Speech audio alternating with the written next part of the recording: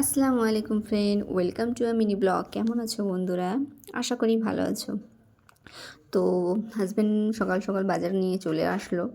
তো রান্নার প্রিপেয়ার করতে হবে এবার আমার।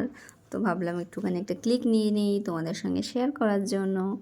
তো আমাদের রেগুলারই বাজার করে, তো কাছাকাছি বাজার নিয়ে এসেছিলো ক্যাপসিকাম, বেগুন, সিম, তারপরে আছে মটরশুঁটি, তারপরে আছে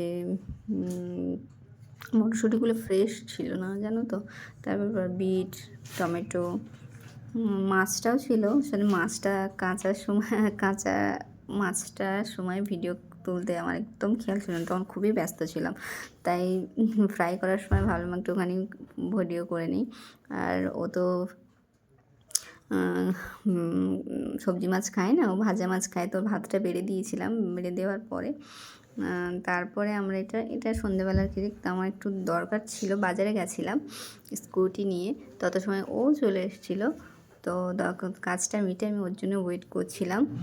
অ্যাকচুয়ালি ও চলে এসেছিলো, ও গেছিলো দোকানে রোল নিয়ে আসতে। ভাবলাম একসঙ্গে দুজনে রোল খাও, তাই রোল নিয়ে আসে। দেখো রোল নিয়ে এসেছে।